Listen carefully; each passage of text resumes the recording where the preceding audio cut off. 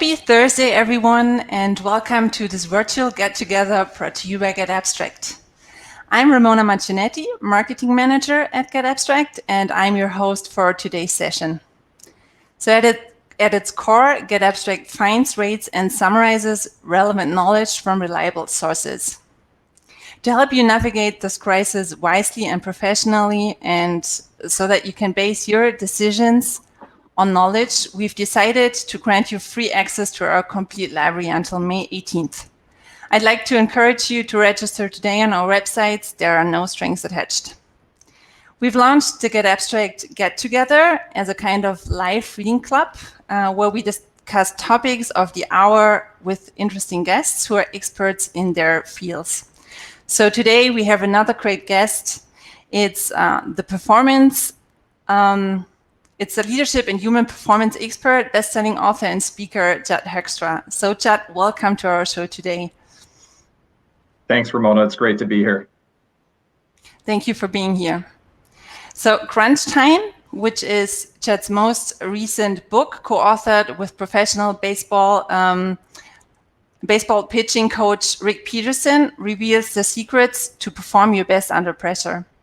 Of course, you may find the respective summary in the getAbstract library. At this point, I want to send my best wishes to Rick. He is a getAbstract partner and friend for many years, and unfortunately, he cannot join us today, and we hope to see him again soon. And we are the more glad that we have his partner, Judd, here today.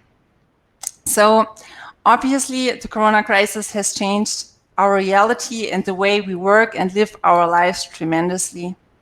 Be it in private life or in business, there are totally new implications to performance anxiety, to dealing with pressure, and to overcome difficult and stress-filled situations. Today's session, therefore, is titled Learn to Thrive Under Extraordinary Circumstances.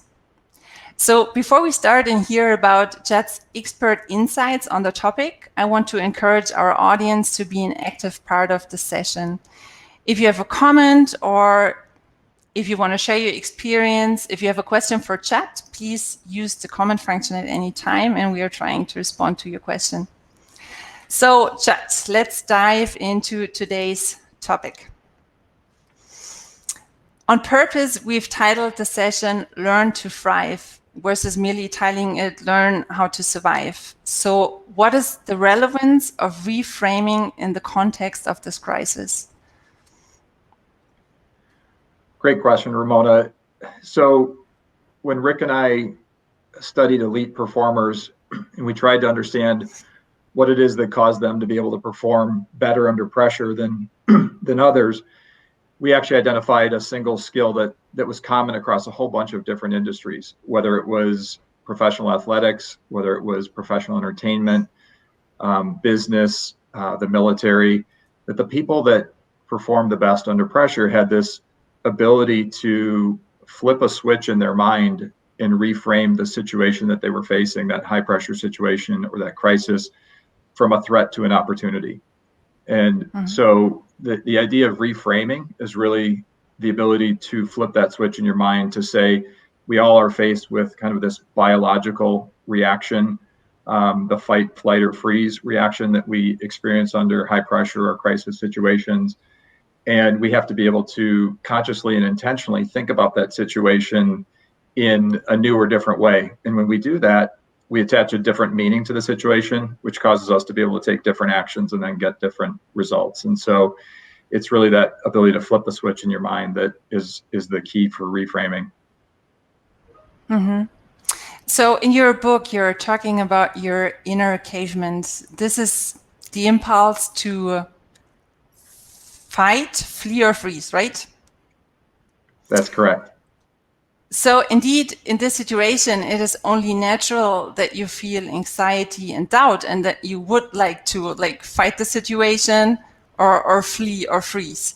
So now, as we are all stuck in this crisis globally, how can we activate and strengthen our conscious thinker, to guide our thoughts and actions more consciously? Yeah, it's really important to be able to switch from that caveman, the instinct, which is, I think it's important for us to understand that is our instinctual response and many times it presents itself as you have to listen to it and you have to act upon it.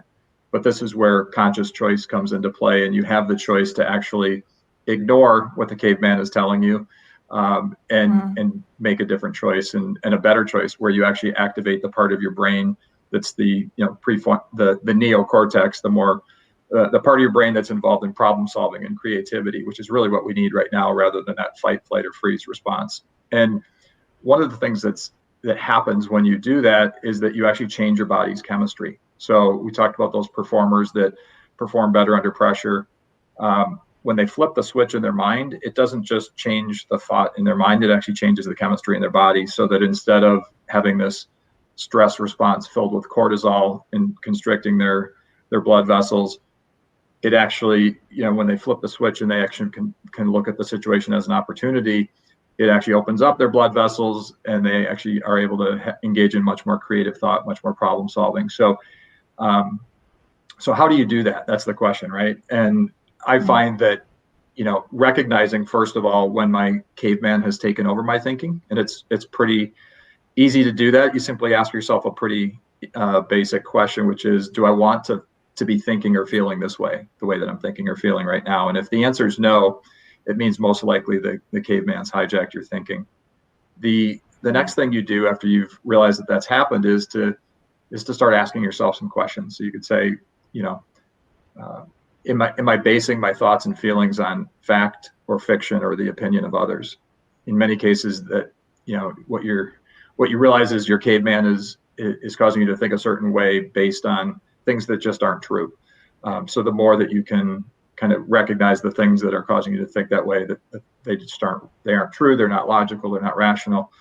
And one of the ways that you can sort of snap out of it and actually coach yourself is to begin asking some questions, such as, I've got a colleague of mine at the Ken Blanchard companies who, she's a big fan of Winston Churchill. And so she says, and she happens to be an executive coach. And she says one of the things that she will advise her clients to do is to pick someone that they really admire and then ask the question, what would Winston Churchill do in this situation? Because the people that we admire most are those that probably are people who handle the situations like we're facing right now with grace and with, calm. And so, and in Winston Churchill's case, he handled it with humor as well. So, which is also a very valuable tool as you're fighting some of the high pressure, stressful, anxious situations that we find ourselves in. Another question, in addition to what would the person I admire most do in this situation, is to ask yourself, what would I tell my kids to do in this situation? Because more often than not, we bring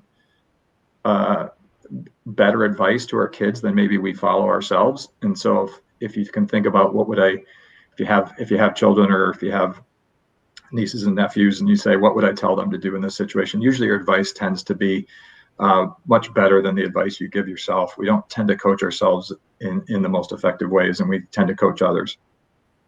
That might also help you not to fall into panic, right? When you phrase the problem in very simple words, if you narrow it down to the actual essence, then it's probably easier, not to panic, but to get to the core to it and then figure out the solution or the release. Exactly. Yeah. So before you had been talking about opportunity. So one aspect of crunch time is the idea to turn fear and doubt into opportunity. It would certainly be wrong to say that this whole crisis is an opportunity in disguise. I mean, people are dying and many more are suffering, and there's certainly nothing good about that. But do you think there is still a chance for us to get out of this strengthened and prepared for the future? I really do.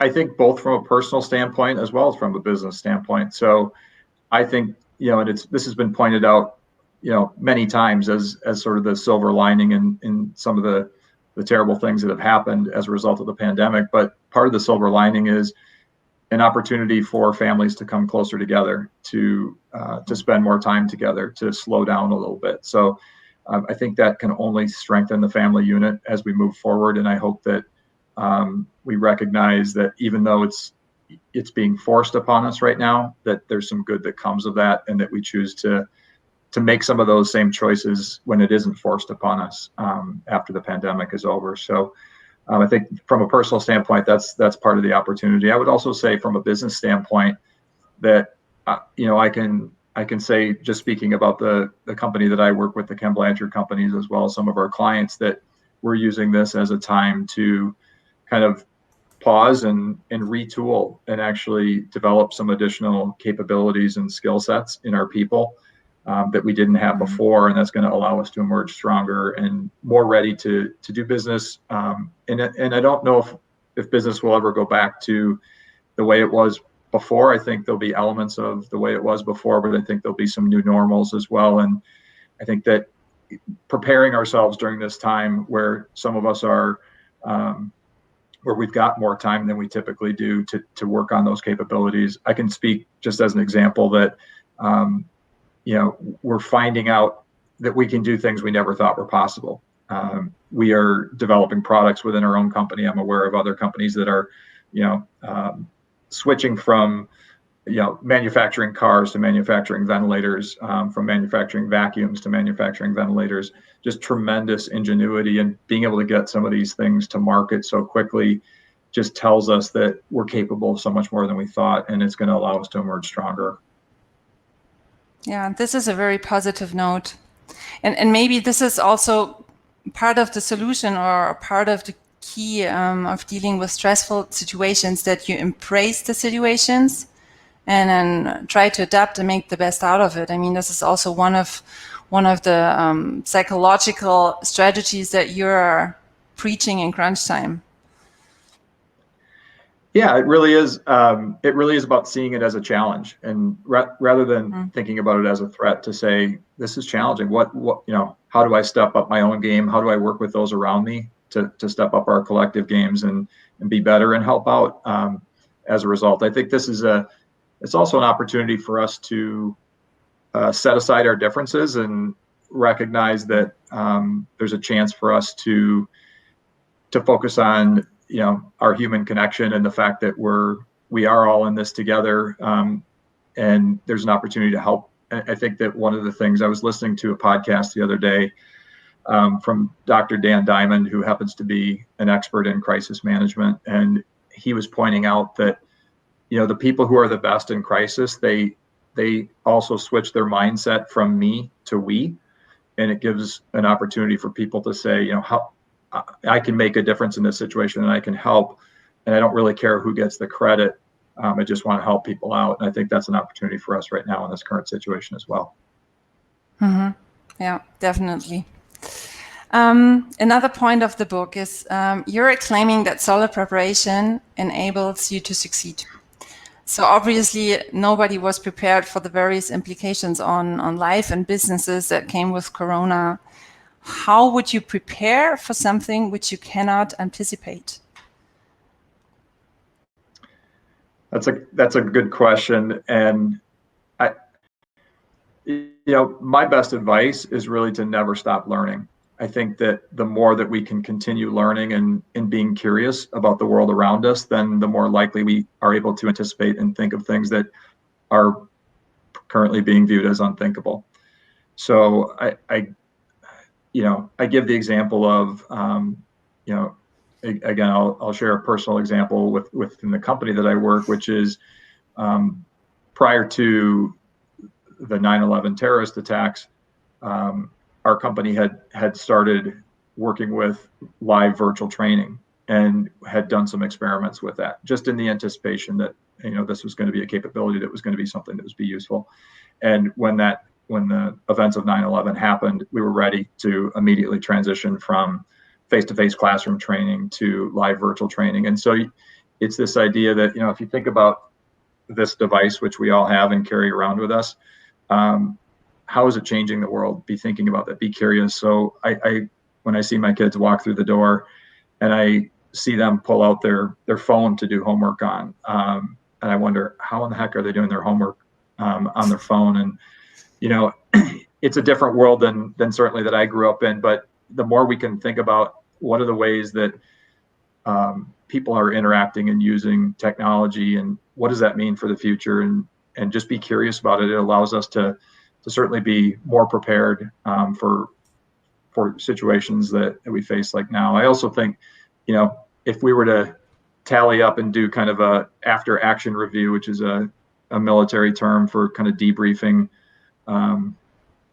a series of events, we would have lots of different ways that we would prepare differently, both from a health standpoint as well as an economic standpoint. I can, well, at least speak for the government in the U.S. and in the local and state governments as well. That I think there would be a much more coordinated response. There would just be a better understanding of how ill prepared we were going in, and how much it's important to make those investments and be prepared moving forward. Yeah. So do you have any hands-on tips how to avoid discouragement in these times on personal and also on business level? Or rather, how to boost your confidence that you will get out of this strong and prepare for future challenges? Yeah, I think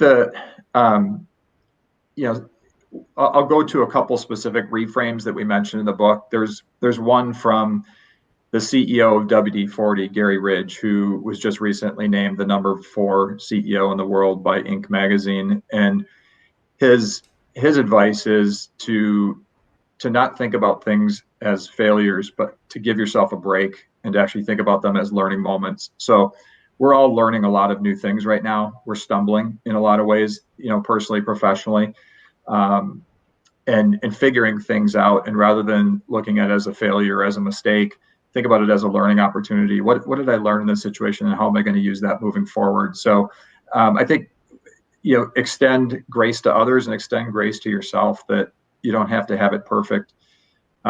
Another story we share in the book that was interesting to me was with a Hall of Fame baseball pitcher named Tom Glavine. And he had really struggled at the beginning of his career, and he had this kind of miraculous turnaround where all of a sudden he just started kind of flipped the switch and started winning a very high percentage of his games. And I asked him what was the difference between when he was losing and when he was winning, and he said, well, I kind of take my season and I break it down into 5 start segments. A starting pitcher typically starts about 35 games during the course of the year, and he broke it into 5 start segments. And he said, if I think about 5 starts, I would have one start where everything was working and everything was on and it was great and I was almost sure to win. And then I had 3 starts where I had some things working and some things not working. And then I had 1 start where almost nothing was working. And he said, if I could win the 1 start where everything was working and the 3 starts where things were sort of working but not working, I would win 80% of the time. And he said it was really that ability to recognize that you don't have to feel great to perform great. And so he figured out ways that even when he showed up at the park and things weren't all working in his favor, that he figured out a way to perform successfully anyway. And I think that if I think about myself personally and waking up through the course of the last 6 weeks quarantined, I can promise you that I don't feel great every single morning that I wake up. And yet, there's work to do, and there's people to lead, and if I make the choice to say, I don't have to feel great to do a great job at work today. I can show up and if I've got 4 out of 5 days where I feel pretty darn good and I'm able to get done what I need to get done for our organization, for the people that we lead, then that's a pretty good way of handling it. So I think a big thing is, I would say, just extend yourself grace. There's one more quick story I'll share, which is there's a woman who ended up winning Entrepreneur of the Year from Ernst & Young, and one of her first business endeavors, she struggled and the business actually went under, and she felt like a failure. And she said, I was reading a Fast Company magazine article, and I was reading about these entrepreneurs who just rather casually said, oh yeah, my business went under and then I started this one. And they ultimately ended up being really successful. and she said, I realized that, all of these really successful people have had setbacks as well. And this is just one setback, and there's, great things ahead. So I think when you have a setback, cut yourself some slack, give yourself the grace that you deserve, and move on, figure out what you learned from it, and try to be better the next time. Always striving to improve. I like that. I mean, don't beat yourself up. It's not possible that you feel every day super great and performance is not always high, but yeah, don't be frustrated and keep going. I actually like that very much, that note. Yeah. So there is one question. Yeah, please go ahead. I would just say one last tip would be, we talked about switching the chemistry in your body through reframing.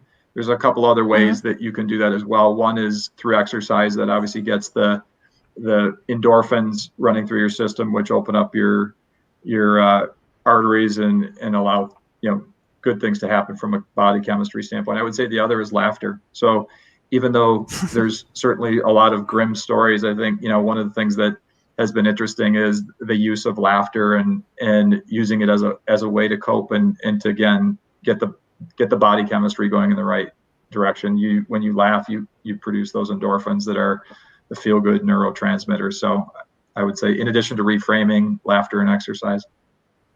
Yeah, as you said in the beginning, humor always helps. So I want to address a question in the chat, and it is from Dieter.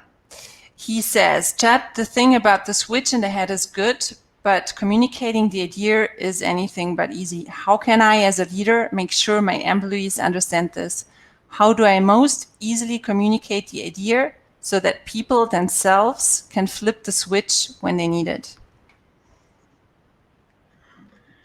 Yeah, I think so. It's interesting, in the book we talk about that everybody has that caveman, and everybody, when they're under high pressure, stressful situations, has that instinctual reaction, which isn't often helping them. So I think understanding that it's normal and natural is, and to expect it, by the way.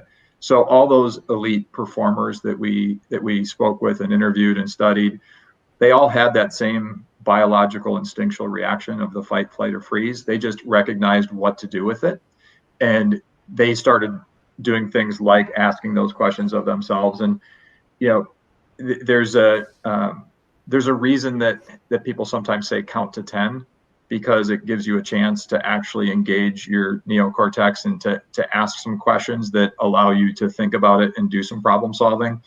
So I think that's the number one, helping your employees understand it's normal and natural to have that reaction. And then number two, ask them to pause and start asking themselves some of those questions, like, what would Winston Churchill do in this situation, or someone else that they admire, and what would I teach my kids to do in this situation, and really pausing and kind of stepping back. The other thing is, call a friend, ask them, this is the situation I'm facing. A lot of times it's hard for us individually to step out of our own situation, but people that are looking at us from an objective third-party view can look at it and give us really rational, good advice in many cases. And so if you're unable to sort of step out of it yourself, to ask those around you to help out. Yeah, definitely. Good point. There are two more questions which I would like to address before we end the session. So there's one from Jenna on Facebook. She says, you mentioned reframing your mind. Starting this new positive way of thinking seems easy, but maintaining it is the hard part. How do you sustain your optimism? It's a great question. And what I believe is that reframing is like a muscle, that the more you work it, the stronger it gets. And so it's interesting, just in the course of writing the book, Rick and I worked on this book for 4 years together before it actually came to print. And I found that the more that I was engaged in conversations with Rick, and the more that I was talking with athletes who were doing this, it was building that muscle in my own mind. And I would, when I ran into pressure situations myself, I would be able to hit the pause button and say, what's a way of reframing this, to think about this differently? Because again, it's a daily battle for your mind. It's not something that you can sort of perfect once and then you've got it, because you're always going to be faced with some of that hard wiring of that instinctual reaction. And so it's daily, but the more you actually exercise that muscle, then the better it gets. That makes sense. Practice, basically. So exactly. The final question for today would be, what one key lesson do you hope organizations will learn from managing this crisis? Oh, that's a tough one. That is a tough one.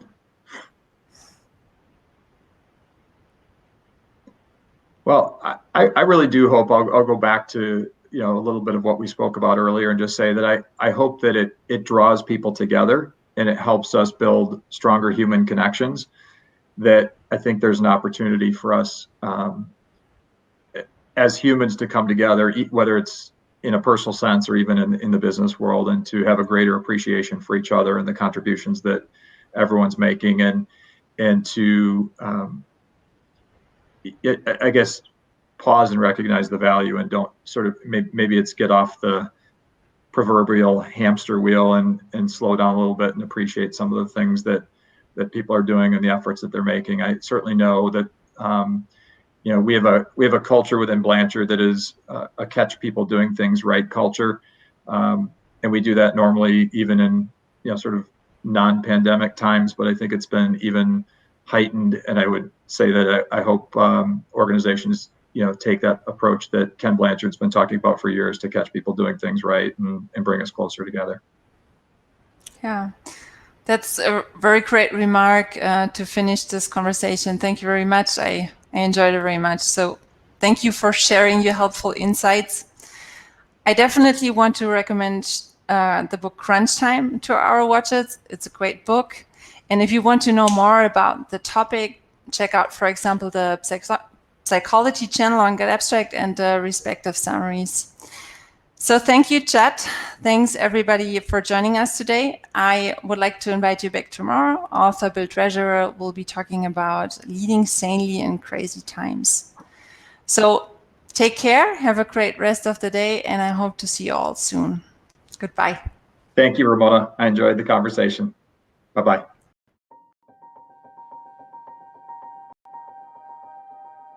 Extraordinary challenges require extraordinary responses from thought leaders, company executives, and employees.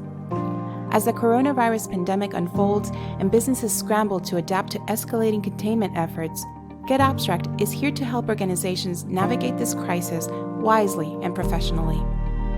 For over 20 years, we've been committed to providing relevant knowledge from reliable sources to help people make better decisions in their personal and professional lives. In line with our mission to empower decision makers with relevant knowledge from trusted sources, we are proud to offer businesses free access to our full library until May 18. Embark on a no-strings-attached knowledge journey with getAbstract.